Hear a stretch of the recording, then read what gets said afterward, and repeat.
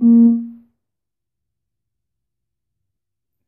everyone, good day wherever you are. Today I'm going to be making this presentation. This is a scheduled presentation, however, the scheduling is not being picked up. So if you appear at the scheduled site, please join us on this stream. So I know that in about a minute, people will be getting messages for them to appear on the scheduled program, but unfortunately the scheduled program doesn't work, so I started a new program because sometimes when I use the scheduled program, Facebook mess up with it and things goes wrong. So that's why we're doing this live with our scheduling. So I just want people to join. This video is going to be, how do you say, it's refreshing. It's going to be shining the lights on some of the issues, especially that has to do with the human trafficking from Edo State. And we're going to be coming up with a solution. This video, I want to make it, and it is a special video, so I'm dressed up for it. And the reason why it's a special video is that I want this video I'm going to send it to the European Commission. I'm going to send it to the Italian government. And, so it has to be special because this is a video that I'm making in response to the state governor of Edo State, Governor Obaseki, and the Speaker of the House of Assembly of Edo State, and also the Speaker of the National Assembly trip to Italy a few days ago, and regarding the burial of 26 Nigerian girls in Italy. As you all may have known, when these girls were, they died on the sea, the Nigerian government didn't do anything. The Edo State government did not do anything as well. So the day they were buried, I got some pictures from a journalist in Italy from her Twitter account. So those pictures, I published an article about it on my Facebook page, and that article was read by 360,000 people. You heard me right. That article reached over 360,000 people all over the world. From there, the pictures and everything went viral in Nigeria. It is when the government saw that, then they sent somebody to go and make an announcement to ask the Italian government why did they bury 26 Nigerian girls like that. That was the best response they could give.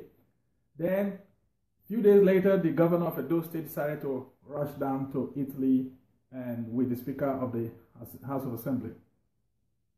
So that's what this story is all about today. First of all, it looks interesting that it went to the to Italy to talk with the Italian government.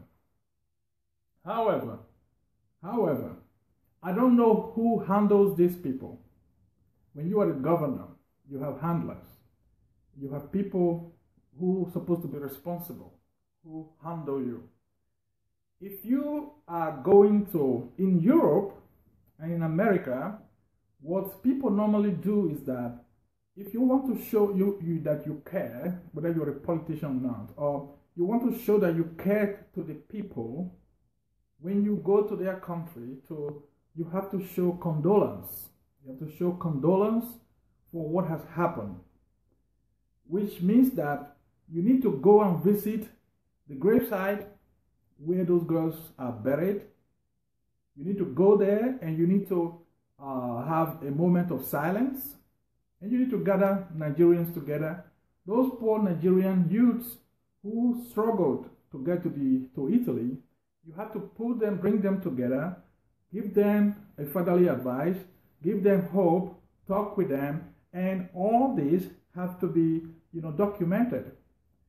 We have to see you going there to lay flowers on the graveside. We have to see you going there to light a candle. We have to have a vigil for those who lost their souls, not only those 26 girls who lost their souls, but all other Nigerians. There are thousands of Nigerians and African children who have lost their soul on the shore of Italy, who have been washed down to the shore of Italy. That is how responsible people with emotion, people with feelings, people who are normal leaders, that's how they behave. So now, I don't know who was the handler of the governor of Edo State and the speaker, and also the speaker of the National Assembly, why they would go to Italy and not able to show emotion based on the fact that it's their children that are buried there, and it's their children that are washed down to Italy's shore all the time. So they go there, they talk with some high-level people, they talk and make blah, blah, blah stories, and they take some pictures with those people, and they left. So, but what they don't realize is that, a European doesn't take you serious. And I repeat, a European doesn't take you serious when you behave like that, because they can see that there is no emotion involved in this transaction. And we're talking about the human life here. We are talking about human lives. They can see that these people who came to visit them in Italy do not show any, human feelings for their own country people. Because if they did, they would behave different. And that difference is what they don't see. So they will be polite to you and tolerate you and listen to all the blah, blah, blah. And then they will move on because they don't see you as a partner to any solutions. So that's about that. Now, before I go on, I like to advise all the young people in Italy, all the people that managed to make it there, please don't go back home. Don't go back to Nigeria. Forget about what the governor is telling you. There is no work in Edo State. Honestly, what pains me the most is that the Speaker of the House of Assembly goes back to Nigeria and starts telling them that, look, they told the youth to come back home, that there is job for them, that the governor is building factories, developing the states, and that they can come and get job and things will be fine. Well, it is one thing to lie to these children when they were back in Nigeria. It's one thing to destroy their lives when they were back in Nigeria. Now, they fought through, terrible journey. It is an epic journey. It is degrading. It is terrible. How these young people made it to Italy, it beats my knowledge. So when they finally come there now these people go there and start lying to them again, destroying their life even further, lying to them that things are good back home. So if you are in Italy, please share this video, share, so that all the young people in Italy can get it, they can see it. If you manage to step your foot into Italian shore, if you step a foot into Italian shore, please don't go back to Nigeria. Europe is big, okay? Europe is big. Once you are in Italy, you can move from Italy all the way to Poland if you like. You can take a boat, a bicycle. You can take a car. You can take a train. You can take a bus. You can travel to anywhere you like in Europe. The border is open. Don't go back to Nigeria. Because today, Nigeria is a sinkhole. People who are Edo State is the worst state in Nigeria right now. Your life is not safe in Edo State. There are cultists everywhere. If they don't kill you to make money, they will kill you for fun. They will bury you alive, and nothing will be done about it. People like me are afraid to go back to Edo State. Nothing good comes out from Edo State. It has never, and it is not, and it may never be, because there is too much wickedness in that state. There is too much wickedness in that state. And anybody that comes to power in Edo State, for the past 16 years, maybe 20 years now, have not done anything to bring trust to that state, to bring peace to that state, to bring security to that state. So therefore, this is not a make-up story. Most of you have known me by now. I don't talk crap. Your life is not safe in Edo State. If you have a small amount of money, chances are you will be kidnapped, and they will ask you to go and bring 30 million to get you out. Just small money. If you are an ordinary citizen, you have absolutely no right. The police block majority of the main roads, and everybody that comes by must pay money before you can travel through that road. Every day. So if you are used to traveling a certain road every day, you're going to be paying every day to travel through that road. That is Edo State. So if you know you are crazy, absolutely crazy, and you step your foot into Italy, after taking that journey, that perilous journey, after being beaten, almost killed, some of your friends died in the water, all that had happened, and then you get your foot into Italy, and then you let somebody tell you bullshit story that life is not good back home, that you should come back, then you must be one of the most stupid person that have ever lived. Sorry for my French. So therefore, spread this video. I love young people. The life of young people that have been destroyed already in Nigeria is just too much. The life of young people that have been destroyed in Libya, on the desert, on sea, is just too much. For the few who found their way into European shore, please, in Igbo land they say Biko, Biko, in Dutch they said Alsjeblieft. Don't go back to Nigeria. Please, do yourself a favor. Don't go back to Nigeria. If you go back to Nigeria, I find you there. Nakoboko. Nakoboko. Don't go back to Nigeria. Nigeria today is a sinkhole that is spiraling into self-destruction very fast. So those of you who have been able to find your way to Europe, under no circumstances should you deliberately enter a plane, say you are going back to Benin City. There is no industry. One, in no day. There is no work. One, in no day. There is no food. Food, common food where man would chop, as Fela used to say, in no day. So, you can better die in Italy. True story, you can better die in Italy. They will give you a befitting burial. So,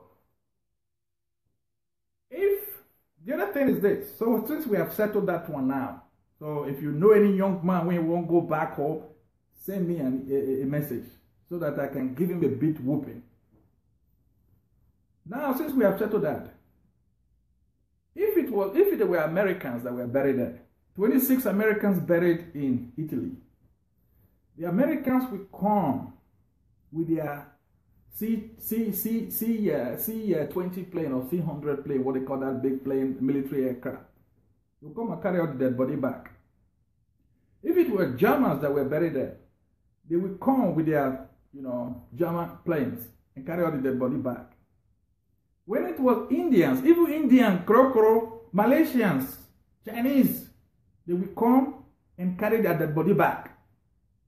So, our governor and our speaker went to Italy. There was no one dead body that followed him back. No one dead body that followed him back. So what does that say to the Italians? Number one, your people are not important to you. Otherwise, you go and bury them back home. Number two, even in debt, they are still better off in a foreign land than your country. That's what it means. Let me repeat that. The Italians look at you and they think, even in debt, these children are still better off in Italy than in their fatherland. Otherwise, these people that came here, they would have done something to repatriate the dead body back home and have a state burial for them. Have a moment of silence, a moment of reflection, a moment of, sadness to bury them. No, not these people. Not these people. So they fly back home, and then we have this speaker, this same speaker who was fighting in the state house, in the House of Assembly. So you have this guy now coming and saying, we went there, we got there, and everything happened. And I saw they come to one. So I wrote it down here, what he said. It's because of him I'm making this video. I got pissed off. Number one thing he said is that the problem of why there is trafficking is because of demand and supply. And because these Igbo people, that they pay these girls now, like if they didn't pay for these girls wouldn't be coming there. That's number one, he said. And then he said, and number two, these Igbo people, they legalize prostitution. So we tell them, say, as we legalize prostitution, so that is what is creating demand for this type of business. So they need to look into that, and they need to stop legalization of prostitution. Then they said, another one is saying, some of these boys, when they go there, I'm telling you the way he said it, because he was speaking pidgin English for the low-level people to understand him.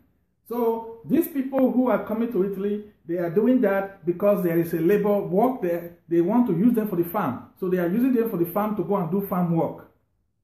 That's another one he said. So, and then he said, some of these boys, they are using them, they are harvesting their body parts. They are using body parts. And these people who are harvesting their body parts, they are not Nigerian doctors, so they are Igbo doctors. So at the end, it is the white man that is to blame. So it is the white man that is to blame why Benin girls are prostitutes. 99% of the prostitutes in Italy are Benin girls. But it is not the fault of anybody in Nigeria. It is the Italian people that is their fault. See, that's when I got pissed off. Let me tell you where I got pissed off, and I said, look, let's take the issue of demand and supply. Okay? So because the Italians men demand sex, there is a demand for sex there, then does that mean you have to supply? Does that mean you have to supply? Why can't the Germans supply? Why can't Ethiopia supply? For God's sake, why can't the Hausa people in the north supply? How many Hausa children do you see are prostitutes in Italy? I've never seen one. So why don't you have the people from, what they call them, Benue to supply? So if Hausas are not supplying because there is demand and supply in Italy, the people from Benue State are not supplying, people from Maiduguri are not supplying, why is it that those states have to supply?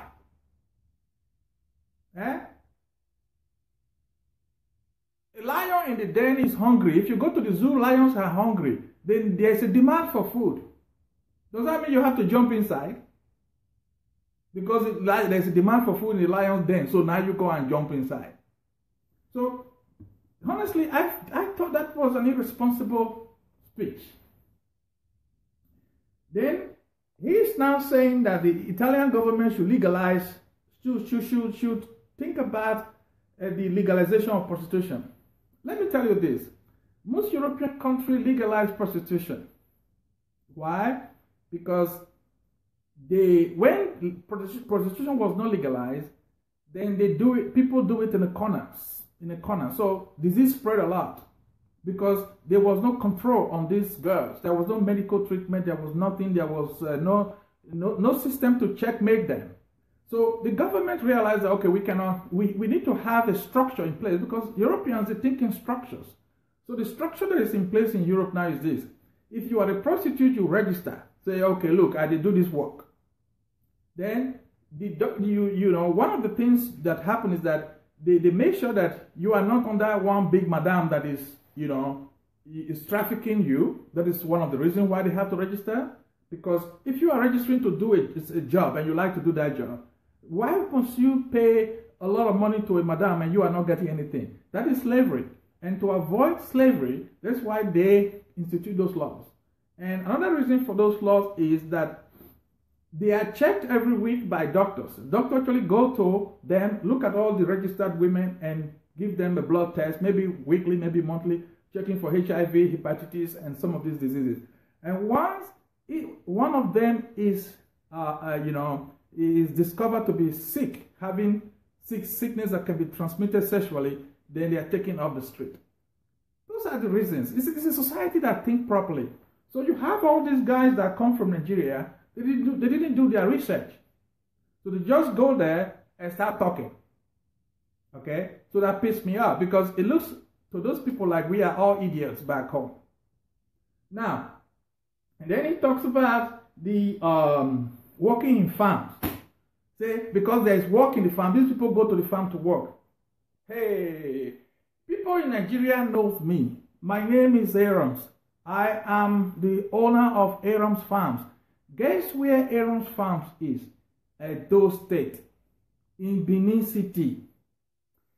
When I have been having the palm projects in Benin City now for some time, when the cattle came, the Fulani cattle came, and they destroyed my entire farm, the research facility, everything was completely destroyed.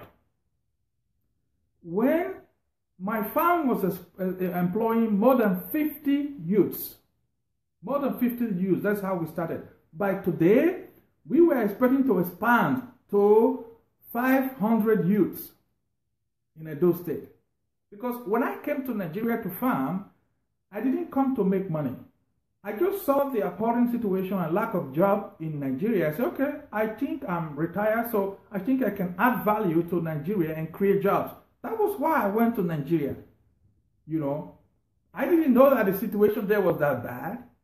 So when we had the farm, and then after we have set it up, everything's working very well, then the Fulani herdsmen came and destroyed the whole thing. So I made a small video, and I was asking the governor, please help us. This farm we just started here, they have destroyed everything. Please help us secure it. Please, immediately I said that, the whole town went loose on me. All the lions came out. All the Obaseki people came out. All the APC people came out. And they were attacking me. And they said they want to kill me. Now, how do I dare talk to the governor like that? I said, I was not expecting this type of backlash. Because for me, I thought that the governor was not aware of this problem. So I have to make him aware that, look, there's this problem going on here, and it can derail your agricultural program because you came into power saying you were going to, use agriculture to develop the state. And me, I came to help you. True story. Me, I came to help you. So now, this is what I have done with my own money, with my own time and everything. And herdsmen have destroyed. Please, look at it all, because if they continue like this, the state will not move forward. And then you have all this bunch of idiots who could not understand that simple reasoning, and they are attacking me. At the end, I had to run away from Edo State. At the end, I have to run away from Edo State. Today, I have not gone back to Edo State since I ran away from Edo State. They wanted to kill me. Okay. Was it not a farm that I was doing there? I was doing the farm with my money. I did not get the money from the state government. The state government did not assist me one day. State government, even fertilizer to farm, to take care of the farm, we cannot get from the state government. It's not for free. We want to buy the fertilizer, and the state government cannot even arrange to get us fertilizer. The federal government will say, yeah, they have this presidential initiative for fertilizer, blah, blah, blah. Where is our own in Edo State? And I've made a video about this where I asked the governor of Edo State, where is our fertilizer? We have now hectares of the cassava. So there's no good fertilizer. There are fertilizer in the market, but they are fake. We don't have good fertilizer. Will it not be? So now, the same governor and his speaker are now going to tell people that they should come back to Edo State, that the farm they are doing, working there, that we have farms in Edo State. Where are the farms? Where are the farms in Edo State where they are going to work? There are no farms in Edo State where they are going to work, because the farms that are there, like the farms like I have, the government has refused to support us in any way. In any way. No loans. There are loans. So the federal government they say they have agric loan. Our governor has not been able to help any farmer to access this agric loan. The governor has not, if you go to the Ministry of Agriculture today in Edo State, they don't have one single tractor. They don't want one single bag of fertilizer. They cannot give you one single cassava stick to go and plant in your farm. This is the chaos in Edo State. And believe me, I've spent over $500,000 of my own money. I don't have billions, or like those people donating money to Pastor Adeboye. I don't have billions of dollars. But for me, what I have, I've invested over $500,000. And in a normal society, if I was using that money to have a farm in Italy, or have a farm in Spain, or have a farm in Colorado, or, I would have been, that money would be now up to $3 million. But in Nigeria, you don't come and start, the government just refused to help you, give you an assistance, we're not saying to look, come and give us money for free. Nobody's asking that. But for one thing, make the place safe for us to work. Okay. Number two, let us be able to train students. Okay. So that story don't go. I made a proposal, told the Edo State government. I said, look, I will be able to train Edo children for free. I will be able to train Edo children for free.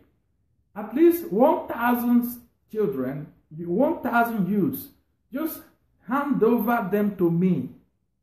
I will train them in agriculture, and it won't cost you 1 naira. However, there's one small thing I want you to do. I beg, announce them for radio.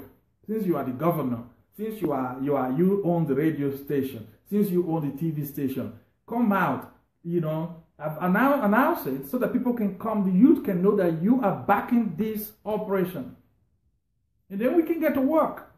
I'm not even saying to the state government, give us land, because me, I have a land I'm working on. The governor and the state, they refuse to do that simple gesture. So, if you don't do simple things like that, how is work going to be created, for God's sake? How is job going to be created? Was it not the same youths that are frustrated and took a road trip to Libya? These are the same youths I've been saying to you, let's organize them so that I can train them. The same youths. And I did not ask for 1 naira from the state. Go and ask any state representative if Mr. Aroms ever asked 1 naira from the state government. I never did. My ambition, what I only want to do is to create wealth for our people. Create wealth, make sure that our youth have jobs, because if they have jobs, the city will be more nicer place to sit. You can go and sit in a beer parlor and drink beer, and nobody will be putting gun on your head. That is, and I want to provide a future for these young people. I don't have children in Nigeria. I am not married to a Nigerian. I don't have a house in Nigeria. I'm very comfortable where I live. So when I break out of that comfort zone and come to the worst place in Nigeria, apart from Maiduguri, Edo State, then you should know that somebody like me may business. The least a state can do is to ask such a person, look, how can we assist you to create this job? How can we assist you to help our young people? The reason our young people are leaving Edo State, now I want to shift the gear. You know, people talk about human trafficking. We have 2 types of journey people are taking. Number one, people are leaving Edo State because they are fed up. They rather die than to stay in Edo State. Young people look at Edo State and there is no hope. It's a dead end. It's an abyss. It is a sinkhole. They have to get out of it. Okay? That's the problem. They have to get out of it. If you, no matter what you do, they have to get out of it. They must find a way to get out of that city. Because young people have life. They have aspirations in life. They have dreams that they want to achieve. Everybody has a dream. This Nigeria today is not what 99% dream of. Maybe 1% dream of this chaos. They love this chaos because they make a lot of money from this chaos. The rest 99%, this was not their dream. So you have a young person who is in his 20s. He looks at the future and he said, what is my future in this sinkhole? No future. So, you know what? I'm going to go to the desert. For me, that is not a human trafficking. If you want to call it human trafficking, then you should call it a self-human trafficking. The person is trafficking himself or nobody is trafficking him. So we need to really start telling each other the truth. Young people are leaving Edo State in droves because they are fed up. Edo State is a dead end. Nothing happens in Edo State that is good. That's why these young people are leaving. That's number one. So now I'm switching into gear. Why the situation is like this in Edo State. The European Union, I have my tablet here. The European Union have written over 10 reports about the situation of the what they call the migration from Edo State. I will put it on my side. You'll see it. The first report here is called is written by the European Asylum Support Office. The European Asylum Support Office, and they call it the Country of Origin Information Report. And the country is Nigeria. Sex trafficking of women. That's the first document. The EU wrote it. So all these politicians that are pretending that they don't know anything, this thing the EU wrote it 2014 already. It's a special report. None of them ever bothered to read it. And the second one is the trafficking of Nigerian girls in Italy. The data, the story, and the social services. That's the other document, okay? Don't worry, it will be on my site. You can go and copy it. Go and show the governor. The next one is, this one is a little bit more lengthy document. It's from a Europol. It's called Situation Report, Trafficking in Human Beings in the EU. This is all written about Nigerians. So these are detailed documents and explanation of why this problem is going on. Okay, so these people, they are very smart. I used to work with them as well. So this is what they put together. They put on this beautiful, I don't know if you can see it. This is a beautiful slide they put together. So I'll put it on the website. So they say there are two major reasons why there is what do you call this, human trafficking. Whether somebody traffic you or you traffic yourself. One is the push factor. The push factor, what push children or people out of their country or Nigeria, those states. And the other one is the pull factor, what pull them into Europe. So now when you take a look at the push factors, the first one is gender or other discrimination. So I'm telling you what the Europeans think in their very intensive report. You will see Nigerians, they interview those girls. They went to Libya to interview girls and boys and everybody. They even went to Benin City. They will tell you which village in those states have the most prostitutes in Italy. It is there for this document. So you go and show your governor. So gender or other discrimination. Why has the government been discriminating me since I came to Edo State? Because they thought I am a PDP. Because I said something that they don't like, they think, oh, if somebody says something we don't like, he must be a PDP. I don't know PDP. I'm not APC, I'm not PDP. I'm just a free thinker. But they think because I'm a PDP, then we should kill him. We should destroy his farm. We should not help him at all. We should not do anything that is humanly possible to see that his farm succeed, even when he's employing our own children. That is the thinking of the black man, eh? So that is discrimination. And this discrimination in Edo State right now, as small as Edo State, even there are this discrimination in employment. First of all, they will discriminate you because you are not from Benin. You're not a Benin man, because the governor is a Benin man, or you're not from Esako, because the former governor was from Esako. So everybody from Esako and Benin, they are now ruling Edo State. If you come from Uromi, then God has punished you. If you come from Ubiaja, then God has punished you.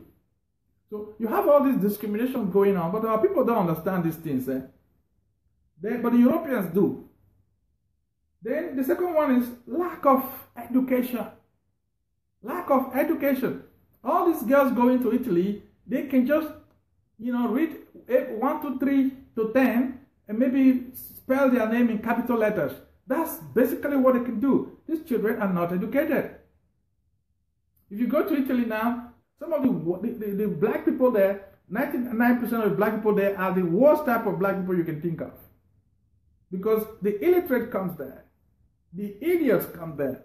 The people without manners, they go there. They fight in the street with their breasts flapping up and down. Those are the type of black people that are in Italy. That's why people like me are ashamed to go to that area of Italy. But I'll go next month. So, lack of education is a serious problem. That's what is driving people out from Edo State. The educational system in Edo State has collapsed.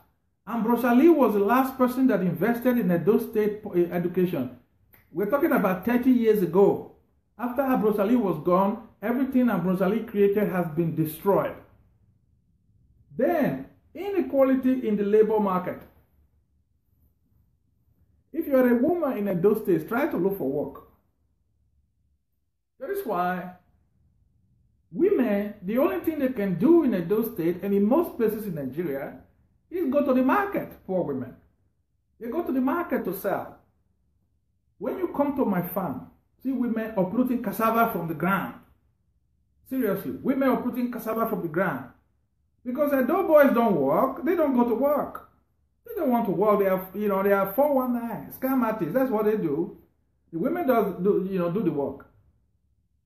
They will go to the market, harvest the cassava, go and clean it up, go and fry it, bring it to the market, sell it, get the money out, and give to their boyfriend. Okay, that's what it's called. It's a social problem. Then, next one is human rights violation. The human rights violation. In Edo State, there is no human right. It's not human rights. It's not human rights in Edo State. Today, the young people, they are target to the police. If you're a young man in Edo State, the police is after you. Young people that come to my farm, sometimes they're afraid to come to work because if the police catch them on the road, they are going to work. The police is going to detain them. They are going to pay 1,000 naira each. Otherwise, the police is going to charge them from being a member of cops. These boys have ID signed by me with them. They can call me on the phone, say, are you their boss? They know Aroms fans. Even then, these boys will be arrested. And you know how many times I have to go and bail my workers out from the police, just send them money, say, give them money to bail them out. Because what did they do wrong? They were going to work. That is the fate of a young man in Edo State. We're not even talking about the girls, though, because if you're a girl in Edo State, sorry, your life is screwed. You have no life. Okay? That's what we call human rights violations. We are not even talking about the fact that your life is not secure in that state. We are not talking about the fact that you have no right at all because there are talks. Every rich person in Edo State have talks. So if they feel that if you do something wrong, somebody will come out of the car and beat you up and nothing will happen. Beat you up is nice. When they beat you up, then that is even nice. When they want to be serious, they will carry you, put inside the boot of the vehicle and drive you away. And what they're going to do with you then is only God that knows. And nobody will ask. I've seen it myself and nobody will ask. People will just stand and watch because if they ask, say, hey, why are you bundling that boy away? They will say, they will bundle him or her along as well. So you are living in a state where, you see, in the Western world, that is kidnapping. If you carry somebody against his or her will, put the person inside the boot of your vehicle and drive away, you have kidnapped that person. You go to jail. It's a federal offense in the US. 30 years will be waiting for you. In Nigeria, that's just normal. In Edo State, that's just normal. You just beat them well, put them inside boot, carry and go. And nobody will ever ask, what happened to that boy they beat well that day, they carry and go? Nobody will ask. After some time, you won't see the boy again. Where is this boy? And we don't see anymore. You just go like that. The boy is dead. They have thrown him inside the moat. You have this moat that goes around those states. They throw him inside that one.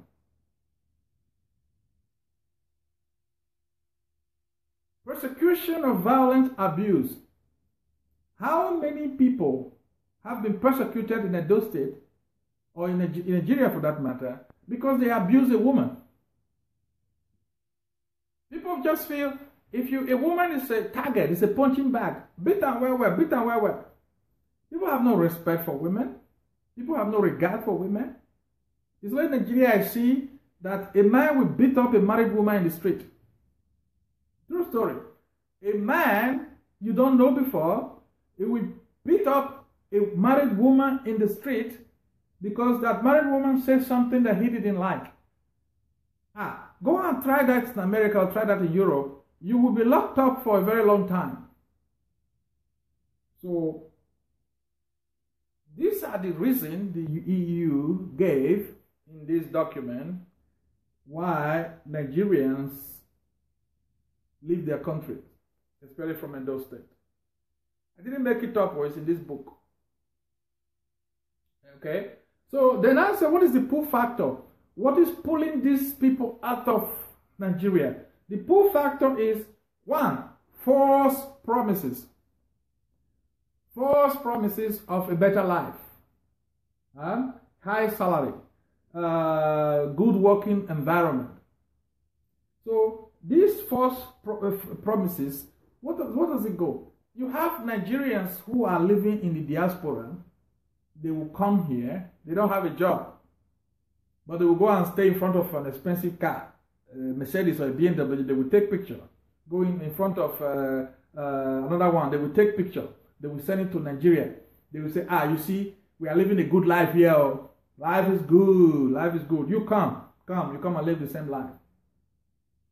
So the rest people will come. There is no life. Oh, everybody's in the street. They don't go to school. Even when there's possibility to go to school, they don't go. They don't learn the language. The hope of ever moving forward in the society is zero. So this is what the EU call a false promises. Now, when we want to talk about that false promises, the document went forward in describing all this. They describe the push condition and they describe the pull condition, how it happened. So let's talk about in the push condition. I don't know, maybe this is a part of pull and push. In Nigeria today, if you go to Edo State, every family in Edo State, has somebody in the diaspora. True story. So every family in Edo State wants to go, they at least, if you have 100 youths in Edo State, 90% want to go to the diaspora. So, because they believe that when you go to the diaspora, you don't have to work. Most of them don't want to come because they want to work. They believe that when you go to the diaspora, you don't have to work. There is money there all the time. The parents of Edolites, these are some of the worst parents on earth. The parents from Edo State, these are some of the worst parents on earth. Honestly, some of the worst parents on earth. 30 years ago already, this thing started. I will come back from overseas, like they always call it. Parents will be lining up in my house to have their children with visa. They have their, the children to go to Italy, to do this. And I will say to these parents, look, do you know what your children is going there to do? So one man, I called the man because the man is a neighbor. He's a nice man. And he was pushing me to try to help his daughter to go to Italy. And I said to him, look, I'm a businessman, and what you're asking me to do is trafficking, human trafficking. I don't want to spoil my reputation for that. Then he tried different ways. He said, okay, why not just pretend that he's your wife now? Because then I was not married. I got married 27 years ago. Just pretend he's your wife. So you just carry and go like that. Then I said to him, if I carry and go like that, what will she be doing there? The man said to me, he get this work, what did they do? That work, what did they do? That is prostitution. So this man, true story, is a very nice man. There's nothing wrong with him. He was prepared for his daughter to go to Italy already 30 years ago to be a prostitute. Why? Two reasons. One, most people in Edo State, they can be angry at me, or they are my people, so I can talk to them the way I want. Most people in Edo State have no moral values. Moral values, you're not there. I think it was 40 years ago, there's this musician called, he called himself Sir Patrick Idahosa. Maybe he's still alive, I don't know. So he had this song which said, I think in Benin say, it's like, what brought Benin women into prostitution? And it is Naira. So those of you who speak Benin very well can translate that. Maybe some of you can remember that song. When this man wrote that song, he was swinging with it in the burial ceremony. Until the chiefs from the Oba were so angry with him. Because my father, where we were living, it was close opposite this Patrick Idahosa's house. So one day, the chiefs from the Oba actually came and they bundled him into a car and they brought him to the Oba because they felt it was an insult. So Patrick Idahosa have to apologize. He has to kill, I don't know how many cows he had to kill to appease the Oba because they felt it was an insult. But that was already, a gag of freedom of speech, because this man already knew then, I was a very small boy, but this man already knew then that the Benin women were so involved in prostitution. There was no Italy then, It was just in Nigeria. So he sang about it. And he was told to shut up, don't say it. So if you can find that song, please send it to me. I was looking for it, I couldn't find it. So it was already then. Now when I got older, I went out of the country, I came back, and I tried to explain to people, look, you need to get education, you need to go and study there, you need to do this. They were just looking at me like, what is wrong with this man? They want to go and make money. So I never did something with that. And then one day, even my parents, my own parents, my papa, mama, in the beginning, they didn't like it. But when I went back to Nigeria again, maybe about 20 years ago, I discovered that even they didn't have problem with it. So the moral decadence was just going around everywhere. The moral decadence was now accepted all over the place. That is also in the report from the EU. Because people didn't find a problem with it. One woman even said to her daughter, there was this girl that worked for me in Nigeria. Well, she was my, I won't say who she is, but she worked for me. And the mother said, these girls do it here anyway, and nobody paid them. So when they go to Italy, let them go and do it there now. Somebody's paying them for the at least. That is the mentality of people in Edo State. Whether they are being abused, all this one they are talking about trafficking, abuse, and whatever, they don't understand what trafficking is. They don't even understand why all the hula baloo about girls, having sex with 20 men a day. People don't see what is wrong with that. Why are these people making trouble with us now? We want to make money. We want to make money. And all these parents are constantly fighting their children, constantly beating them up. And Madame Bomboy, in daughter when go Italy last year, he come build 3 upstairs for that side. What do you feel do? You can tell her all you want that Madame Bomboy's daughter is a prostitute in Italy. For her, it doesn't make any sense. She doesn't care. Just don't care. They told me, say, you're not a big man for Obodo Ibo. Say, all these small boys, when you know it, they when them born. They don't get their own girls, they have their own girls now. And their own boys.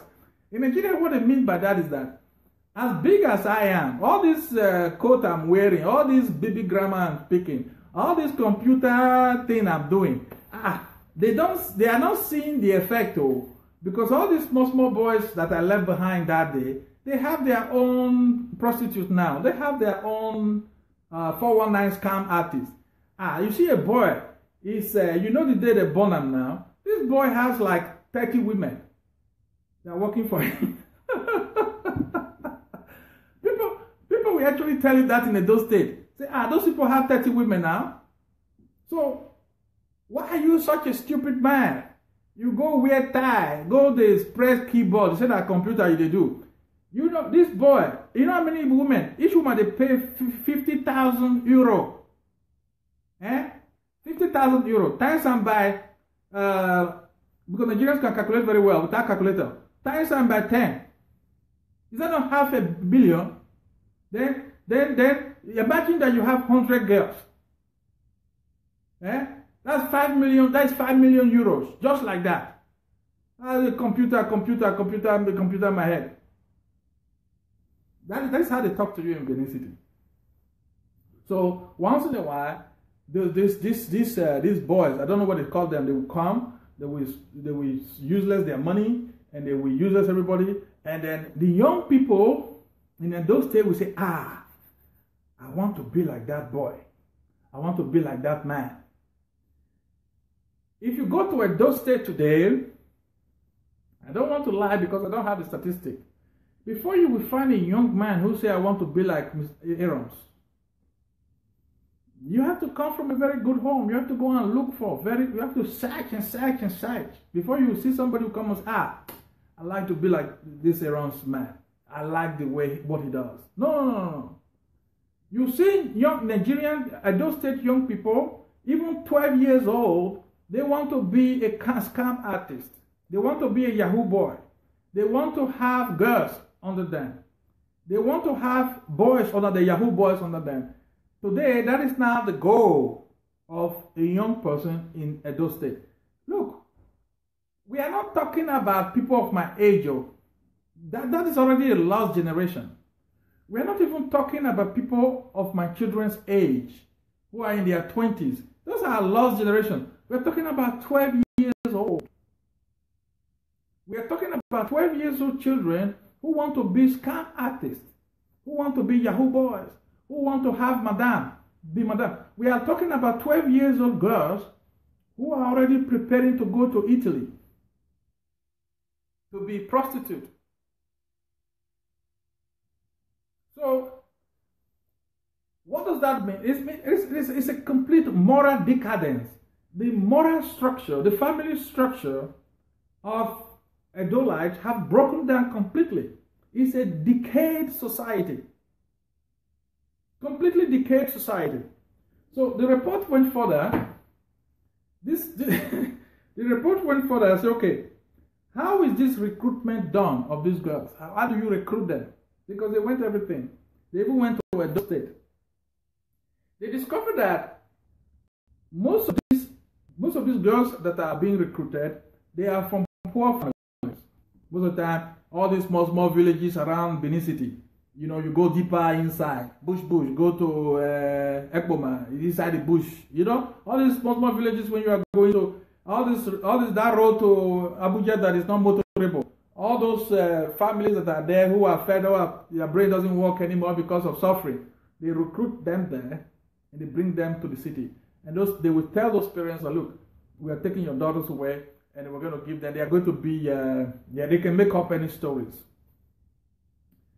And those children, we owe them 40 to 50,000 euros that they have to pay back. Now, this is the worst part. Majority of the girls that were interviewed said, when they were asked them, where were you recruited? Listen properly. When they were asked, where were you recruited? You know what they said? They said, church and school. That's where they were recruited. Who were recruiting them in the church? Pastors.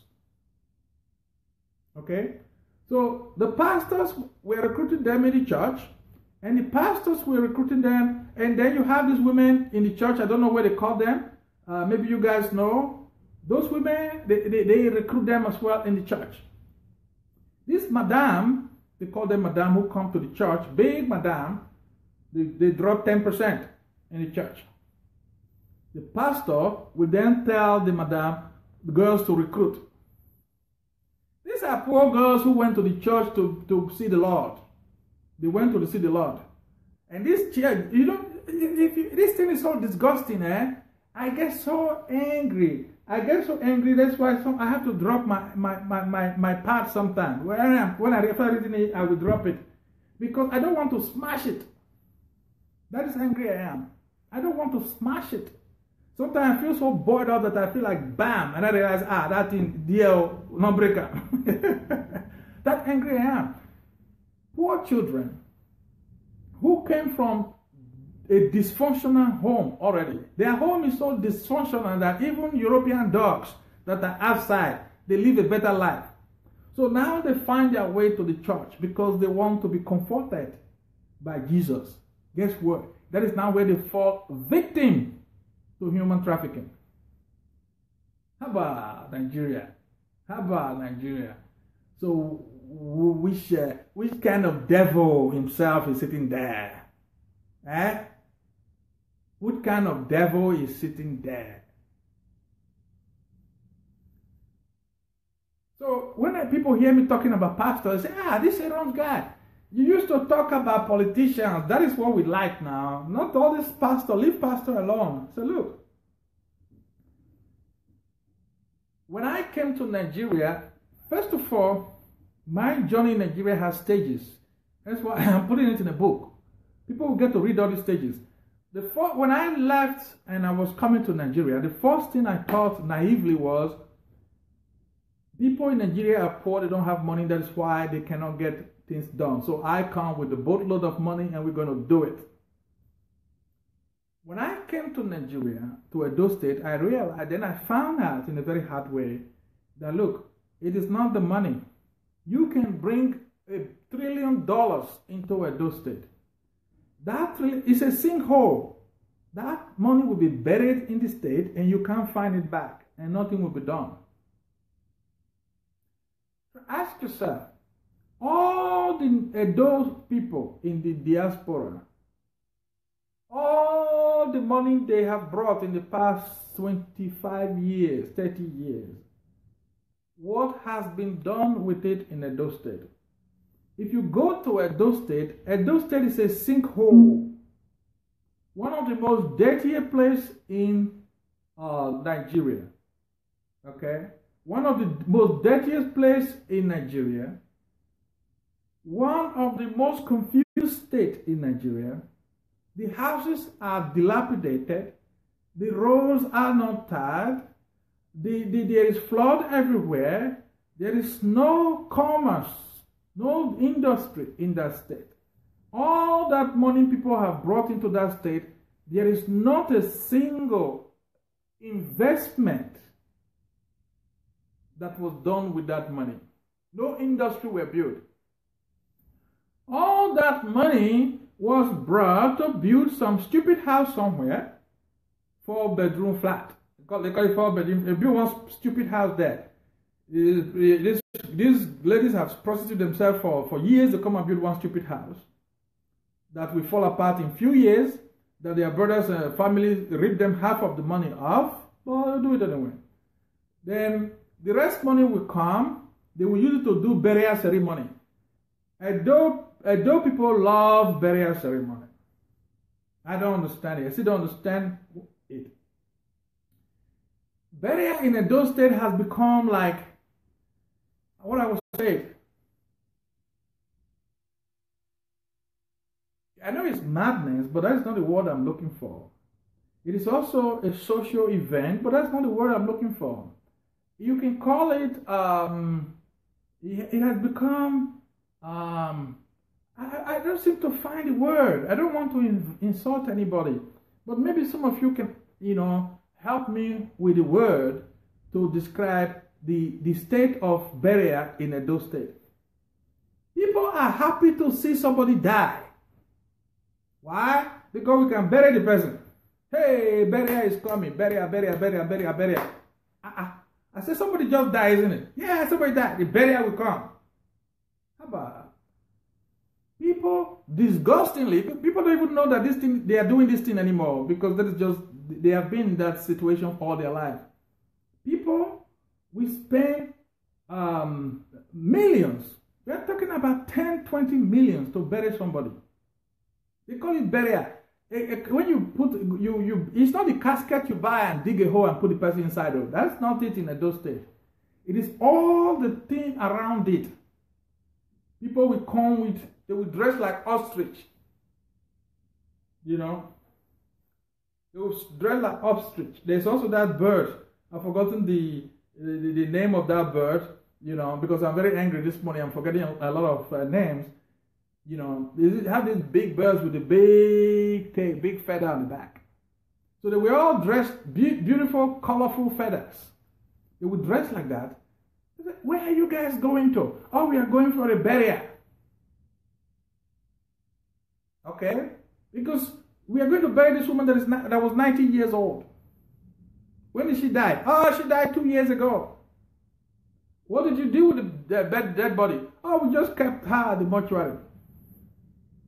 And then they will go, all these children will come back from Europe, America. Everybody will carry $5,000. And then they will do ceremony number 1. They will do Thanksgiving. They will do this. They will do that. They will do that. They will kill 10 cows. They will kill 50 goats. They will do this. I was unfortunately, I experienced it once. which I was just there watching, going with them, experiencing it. And they will be fighting. They will be fighting. They will have one meeting after the other. They will tell you, do you know that when this woman was 20 years old, that the woman had an illegitimate child with that village there. So therefore, we have to go and appease that village now. And the people are waiting there. How much do those people want to be appeased? And they said, now $500,000. $500,000, eh? So we have to go and appease that village. And I will say, where your papa, this and that. I tell you the story of my father. Oh, my father died. But we don't do this type of crap. My father died. And then I said, okay, I'm coming to bury him. So we came. And then I said, all this bullshit, Nigerian bullshit, I don't want to get involved. I'm going to bury my father. I say, they're easy like that, though. Because the village say that when your sister got married, they did not bring food for them. So now they have fined him. I said, okay, my sister got married 26 years ago. And she didn't get married in Esalan. So why are they now? What is their problem? And because they should have brought food for them when she got married. Okay. So since she didn't get married now, they have fined my father, who is dead, 150,000 naira. So until my father bring that 150,000 naira, that my father cannot be buried. Then I said, okay. So how is my father going to pay the debt when he is dead? And when he didn't have a job before he died, he didn't have a pension, he didn't have anything. So the man is dead. He has no money. So I said, you know what's going to happen? I said, okay. I sent somebody to them. I said, look, tell them we're going to settle this in one or two ways. One, we are going to come and bury my father peacefully in his own property. And then we are going to go peacefully. Two, since the only language they understand in Nigeria is force, that I will bring my own talks.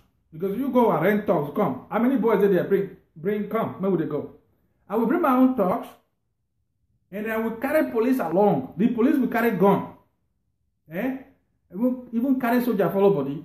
And I will come to the village, and anybody that want to stop me from burying my father, he will hear them for head. Tell the old people that one. So they actually went and told the people. They say, get this man when he come from America, The man not the hear word, though. The man not the hear word. This is what they talk.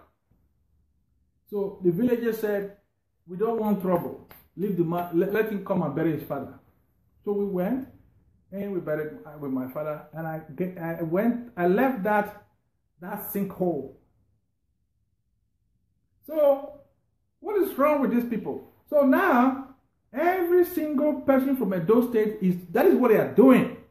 And what pisses me off is when I see people who have spent 30 years in the Western world, when they have spent 20 years in the Western world, and they still go back home, and they are not, it's not just that they participate in these things, they are now the leader.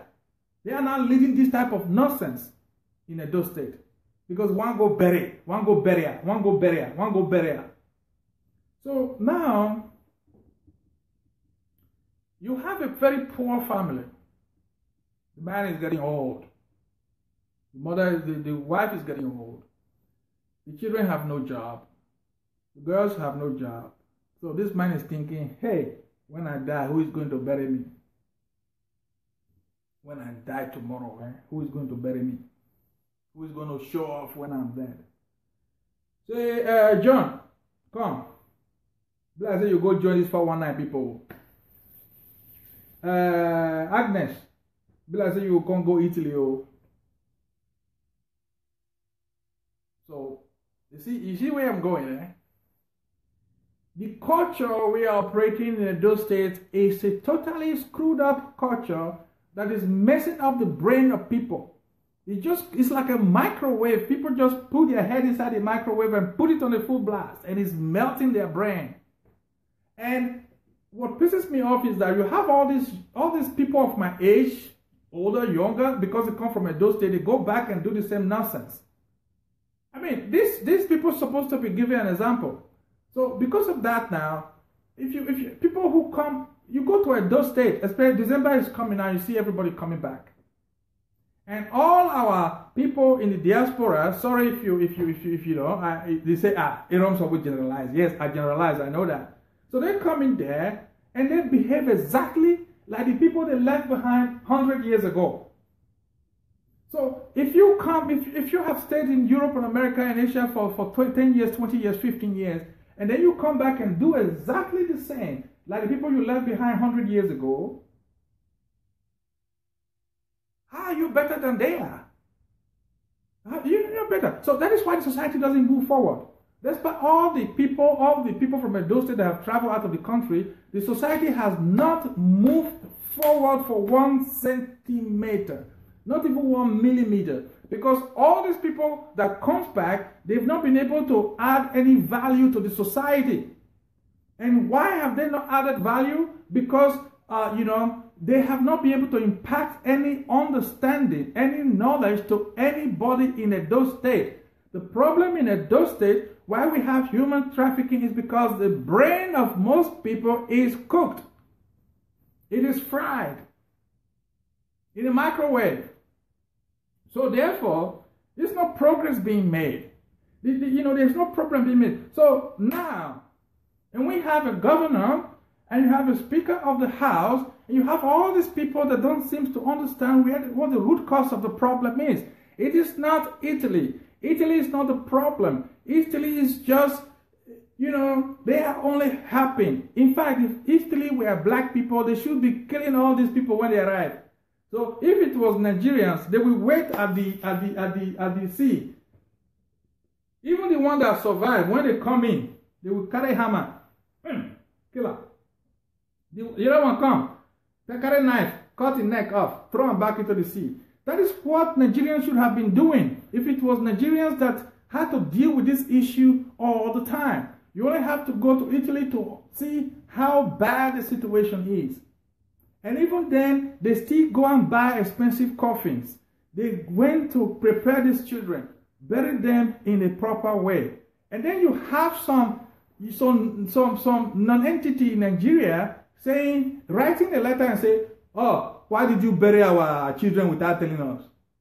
Come on, wake up. So now what is the solution? What is the solution to this problem? You see, the solution lies with the same governor and the Oba of Benin. Because the governor, the politician, the Oba of Benin, and the churches, they own the key to this problem.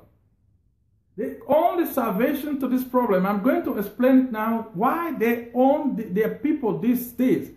We'll start with the Oba of Benin. I respect the Oba of Benin, but I'd like to say this. The Oba of Benin has a lot of power.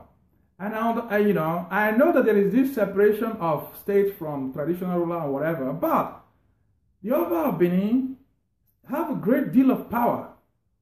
And I beg the Oba of Benin, I plead with him to please make a declaration that any Onoje in Edo State is a chief, any Onoje chief who allow a daughter from his village to be trafficked, that Ogun will punish him because they fear Ogun.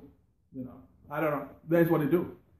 He has to make a declaration that from now on, any madam that is going to be looking for girls to traffic to Italy, he shall go with punishing or punish her. Let them do their thing, how they want to do it. We need to stop this nonsense. Nobody has done anything. That's the problem. Nobody has done anything. So we just have powers that are not being used. We have powers that are not being used. So for me, we have the Oba, you have the traditional rulers, and they are well organized. If your Oba make a command today, all the traditional, say, I want to see all the traditional rulers at the palace, they will all come. So please, the Oba, I would like the Oba to call all these traditional rulers to order, and please let them understand that, look, they are, this is a nuisance. It's a nuisance to our society in Europe. I mean, the Oba of Benin, if you say, okay, we have an Oba of Benin, and these people are Benins, that is an insult. They should see it as insult to the Oba of Benin that his people are now the most, they constitute the biggest prostitutes in Italy, in any country. It should be an insult. So that's why I want the traditional rulers in Edo State to really come together and start taking this very seriously, because it has gotten out of hand. Now, the next one is the government.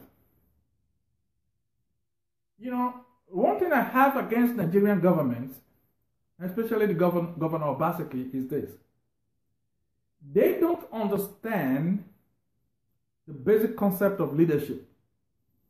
To be a leader, you must not be in a perpetual campaign mode. After election is finished, so okay, the next election in 4 years' time, that won't happen. Okay, so now let's go to work. That means the campaign has to stop. The name spoiling has to stop. It's now time to bring people together to get to work. But our governors never get to work, because the governor, we refuse somebody like me an offer to train 1,000 people. Why? Because I'm not from his political party. Because he thinks I'm a PDP. Because he thinks, if this man is successful with that 1,000 children, this man might want to contest against me next time. That's just a fear. It's a political fear. So there are people around him who are poor advisors, who don't even have the future of, they don't even have the mindset to make the governor succeed, because they are not after the success of the governor.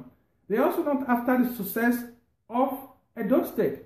So they give the governor advice, which frankly, these are stupid, idiotic, and moronic advice. Okay? Why is it like that? Because these people don't even understand what they are doing. They are not as educated as Aroms. They have not seen the world. They have not run businesses. They don't even understand. They cannot logically analyze the situation. So these are the people that advise our governors in Nigeria. So therefore, even when you have a governor who has good intention, he's going to screw up, because people that are telling him stories, they are idiots. They don't know what they are doing. Now, so therefore, a project of training 1,000 people is not going to be done, because the governor just feels that, oh look, this man is not from my political party. So these children, what do you expect them to do? So I have told the Edo State government how to mobilize 20,000 youths in Edo State. This man that is talking to you can mobilize 20,000 youths from Edo State to do good things. But the only thing the governor has to do is to sign a paper. That, oh, they are giving this man the what do you call it, the authority, or to help mobilize 20,000 people in Edo State for good work, and we are going to support him any way we can. And for the rest, leave it to me and see what happens within a year. But nobody has ever contacted me from the government in Edo State to say, this man you took the talk, come and tell us how you want to do it. We don't want to do it, or we don't believe you, but just come and tell us how you want to do it. Nobody. And then people say they are looking for solutions. How can you be looking for solutions? There are people all over the world that see my videos. They say, wow, this man comes from Nigeria, then Nigeria is still like this. But then you have a governor from my state who thinks, let's kill the man. How dare he talk about our state like that? So that is just a conflict. It is a madness. So, and if you have great ideas and you even want to work, you want to do it for yourself. If you go to Edo State, there's always somebody who wants to kill you. So even now, I've told you, I've run away from Edo State. now I'm thinking, okay, look, maybe I go to Katsina State to set up a 10,000 hectares farm there. People go to Ibadan, or your state, because you have big land there and water. If that is not going to work, we'll just run away, go to Liberia. We already talked, because the Liberian election is not over yet. That's why the negotiation stopped. But we're actually negotiating to go to Liberia. We're going to Liberia. Why? Because in Nigeria, they want to kill us. In those states, they want to kill us. And me, I love to farm. I love to bring people out of poverty. So how do I make my dream come true? I start to look for other African countries where I can go and start something. Whereas we have youths and youths and youths and youths that have no work. We have people who are hungry. We have people who are sick. And it is not difficult to get these people out of poverty. But we just cannot get one governor who is sincere enough to say, okay, look, let's give this a try. Sincerely, we're not going to use this as a conduit to carry money out of the country. We are not going to chop the money. Let's just put this money on it. Let's just do it right. This man, you can do it. Okay, let's see what you can do. If only I could get one, just one, then you'll be surprised what will happen. So that's the country we are. That's why these children are going there. So the politicians are not sincere. The governor of Edo State is not sincere. It's just politics. Everything, these people wake up with politics in the morning and they go to bed with politics in the evening. It's all politics, thinking. Nobody really sit down properly to say, okay, look, let's do this thing right. That's the problem with the politician. That's the problem with the Edo State governor. And quite frankly, Governor Obaseki has disappointed me the most. Look, all the other governors, look at what they call it, Oshomole, or the other one, Aigbehi, they did not disappoint me as much as Obaseki has disappointed me. Why? Because I didn't know the other guys. When they were there, I didn't come up with a plan. I didn't understand the situation in Nigeria where to say, okay, look, this is how we can solve it. I was not on ground. But when Obaseki came to government, I was on ground. I have started the businesses in Benin City, and we could run with it. We have investors that could invest. We have a lot of things, and this is the governor that said, okay, look, my priority is agriculture. I want to develop the state with agriculture. And yet, today, I can tell you this: nobody in Edo State knows more than I do in agriculture. You can call the CEO of any company. They are CEOs and they understand how to run their companies, but they are not agriculturists. I am a CEO and agriculturist. That's a big difference. I'm not telling you I'm the smartest person in Edo State, but the combination of knowledge that I have and experience, if you put me down today with anybody in Edo State, I can vehemently tell you nobody can compete with me. Okay? So, and then you have people like me in Edo State, they're just walking around. Somebody's threatening to kill them until they have to run away. So it doesn't make sense. So, and I think that it's time people have to sit down and start thinking, really, what are you doing here on earth? What are you doing here on earth? You look at Obaseki, I read, but I think it's 58 or 59 maybe years old. Okay, look, when you are in your 58 years old or something like that, what legacy do you want to leave behind? What legacy do you want to leave behind? For me, when you are over 50, it's no longer about yourself. Okay? When you are over 50, what are things must be important to you in life? Like legacy. I want to leave a legacy behind. If I cannot leave a legacy behind in Nigeria, I'm going to go to another country to leave the legacy behind. If I cannot leave the legacy behind in Africa, I'm going to leave it behind in Europe and America. A man that is over 50 must leave a legacy behind. You have to leave the earth better than you met it. Okay? So now I ask myself, and all these governors, and Governor Obaseki and the Speaker of the House of Assembly, when you're over 50, what legacy do you want to leave behind? What is something that is in place now that you say, okay, look, 50 years from now, people will remember that I did it. 50 years from now, people will remember that this is what I did. Even Aigbehi, he's already forgotten. Aigbehi is not even 20 years gone. He's already forgotten.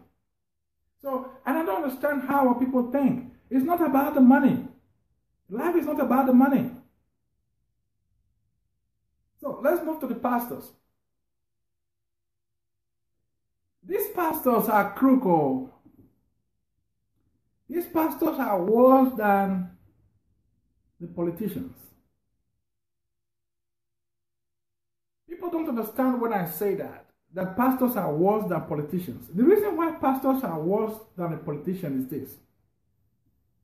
If somebody is pursuing you and want to kill you, and you start to run, because there is a house there, you see light. Light did that house. People did that house. So you run, just with the goal just to get there, because you are sure when you get there and you knock the door, they will open the door for you, and then they will rescue you from this person who's trying to kill you. So you run with all your strength. By the time you finally get there, you hit the door and they open the door. You discover that, hey, these people are worse than the one that is trying to kill me. They are friends. And then you look back.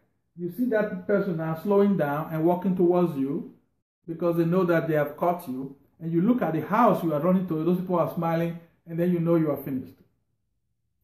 That is what the churches do in Nigeria. That is what, so they are worse. So the one that is trying to kill you is bad, though. But the last hope in you was that when I get to that house, I'm going to survive. People are going to rescue me. That is the church. The last house is the church, is the pastor.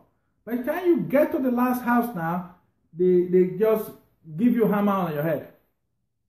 That kills the hope of people.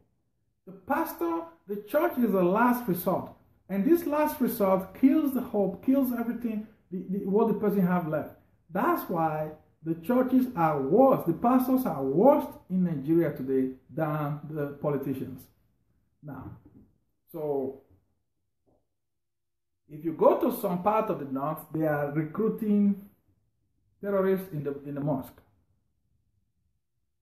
If you go to this part of the south, they are recruiting,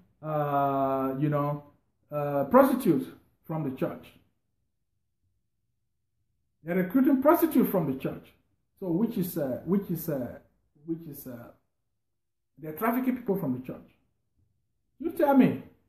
Christians in Nigeria think they are better than Muslims. Don't let me laugh. Oh. So guys, this is it. Now, to change all this, the government must start immediately to promote awareness. And not with the stupid awareness they start and just collect money. They will budget 100 million. And then at the end, somebody will pocket 80 million. No, not with that type. That time is over now. So what people should do is to have a proper awareness program. These girls need to go back to school. We need to start teaching parents. The parents of these children, we need to start teaching parenthood. Even parents who have 12 years old children, we need to get all these parents back to school. Everybody go back to school because the church is not doing it. The church is killing them. We need to get back to school. And the state government needs to come up with a school curriculum for parenting, for moral, to uplift the morality of the people, moral uplifting, and teach people the proper way of behavior. That's what we call values. The value of a human being. People have lost value of a human being. We're not even talking about value of good people. Value of a human being. People have lost it in Nigeria, in Edo State. People are like animals. That has to change. You can only change that by awareness. Edo State is not that big, oh. You can only change that by awareness and by helping people to understand the effects, the cause and effect. So they say, money not there. You don't need money. You don't need money. It's only the will that is needed. The will to do the right thing. I tell you, for example, We have big colleges, government colleges in Edo State, Western Boys High School, Edo College, ICC. We have a big university in Edo State, in Benin State, in Benin City. Look, when the governor should give me the go-ahead, what I will do is this. I will organize every weekend a training program for the next 12 weeks. A training program to start teaching people parenthood for the next 12 weeks, and I will have all these secondary schools filled up on Saturday.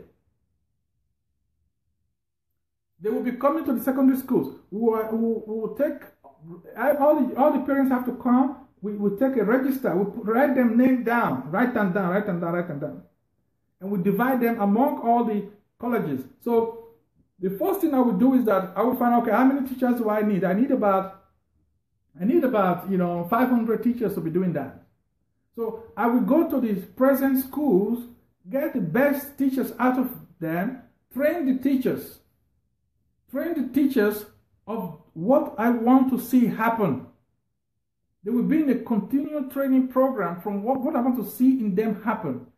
I will give them books. We have all these books now. Where are my books?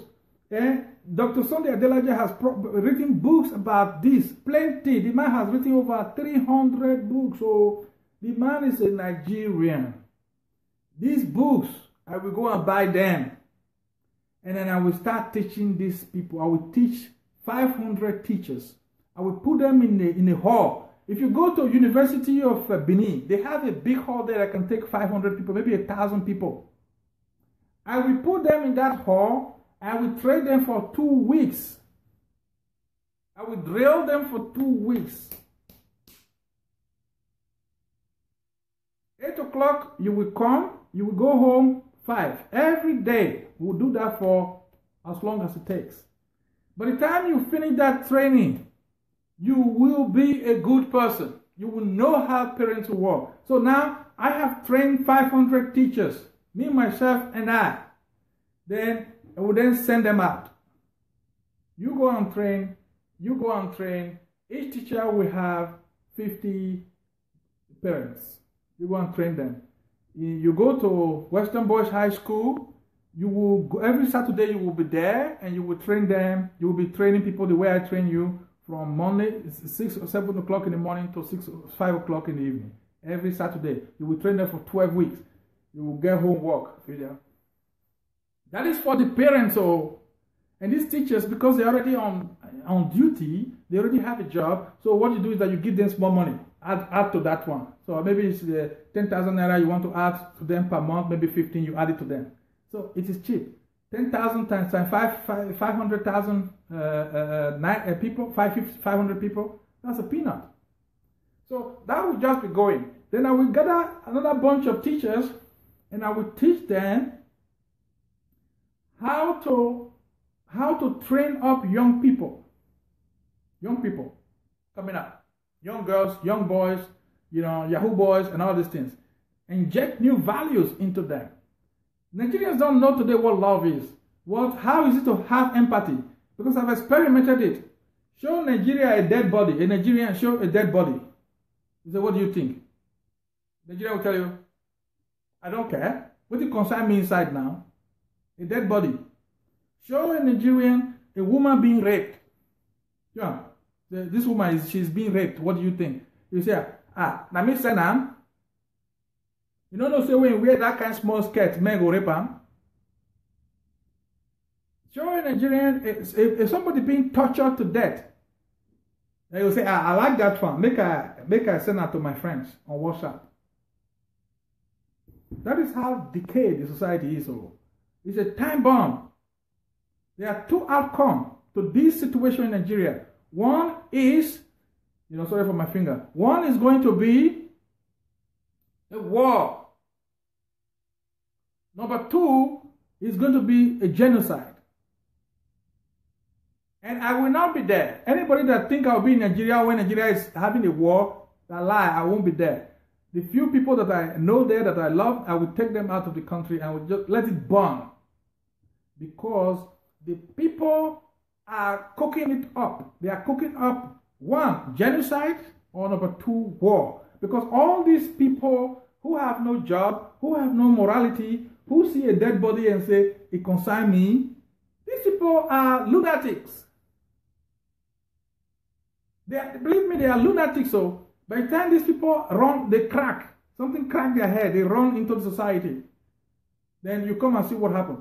The politicians think, the pastor think, let's keep them that way. We keep them poor because then we can control them.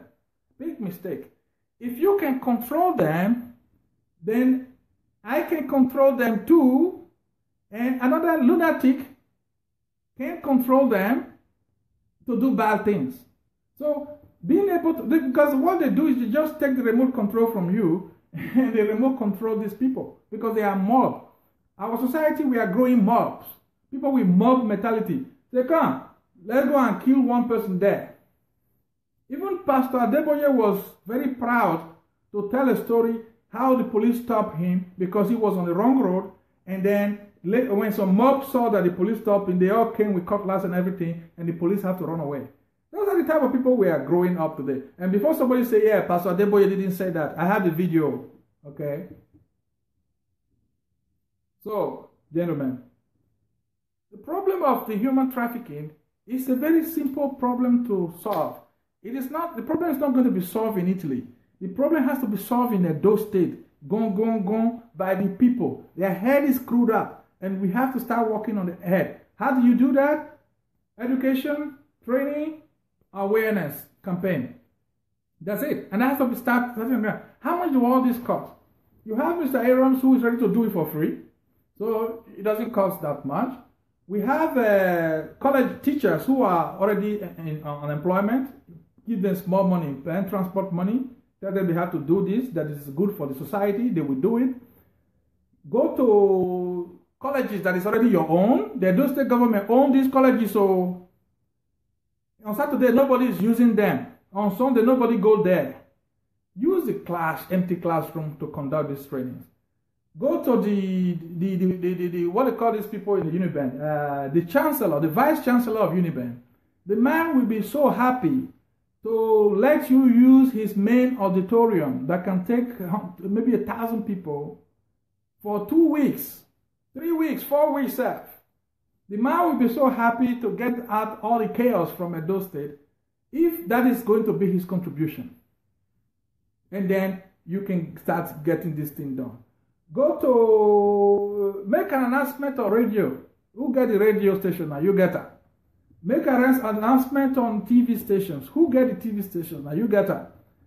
Then let's get this rolling.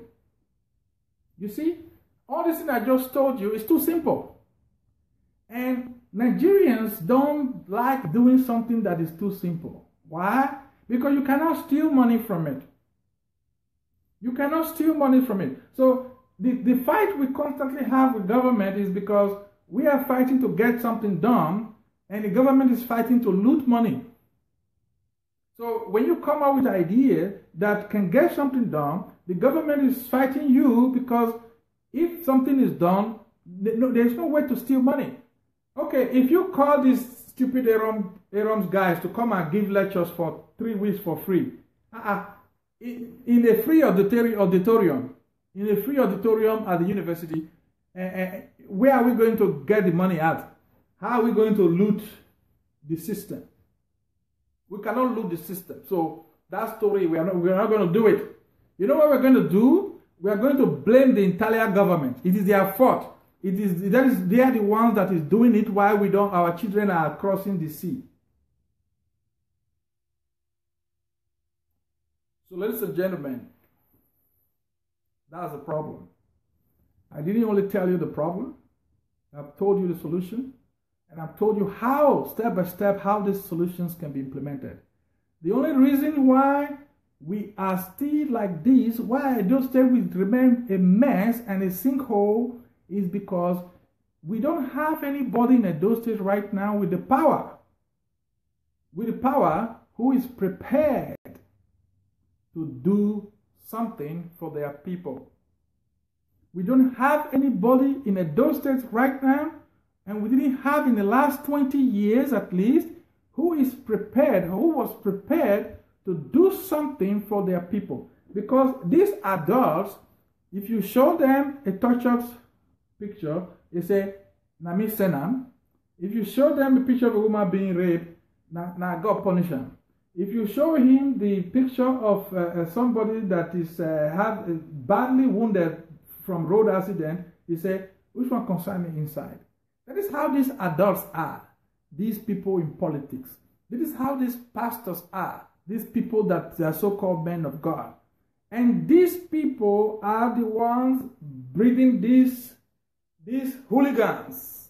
You know, these scary-looking creatures that we call youths. These people are the ones breeding them. That's why people like me have decided to leave the place for them, because it's a sinkhole, and you don't, if you go to a sinkhole, it will swallow you. You don't do anything to rescue yourself, the sinkhole will swallow you. So, officially, I have declared Edo State a sinkhole. Thank you very much, and I will be sending this material to the Italian government. I will write a personal dissertation to the Italian government and submit it to the EU, and let them understand that they should not, under any circumstances, send €1 to Nigeria to solve the trafficking problem. They should understand that they should not, under any circumstances, send €1 to Edo State to solve the trafficking problem. Because all these gentlemen that came to Italy pretending they care absolutely doesn't care at all. They don't give a hoot about what goes on in Nigeria. They don't give a hoot about what goes on with their people. Because if they gave a hoot about it, they would have helped people like Aroms to establish 1,000 jobs for their people. They would have listened to Mr. Aroms when he said, we can get this educational program going on for as less than maybe 20 million naira. What is 20 million in Edo State?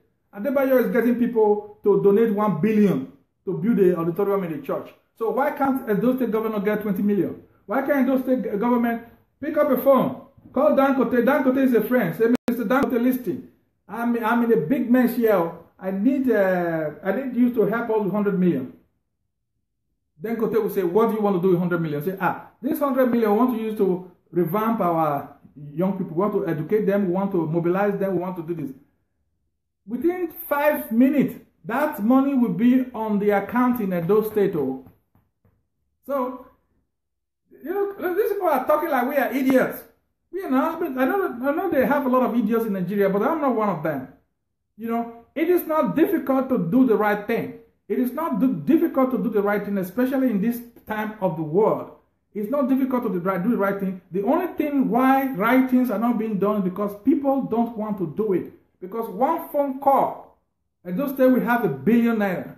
Few phone calls, Edo State we have €1 billion to revamp the mental decadence of the people in Edo State, to revamp the system.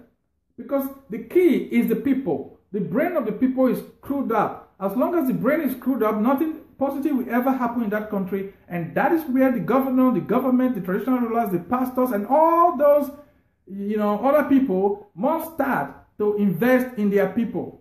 So don't come to Italy and try to usurp our intelligence and tell us that you care for the people, because quite frankly, you don't give a damn. Thank you very much for listening. I appreciate that. And have a nice day.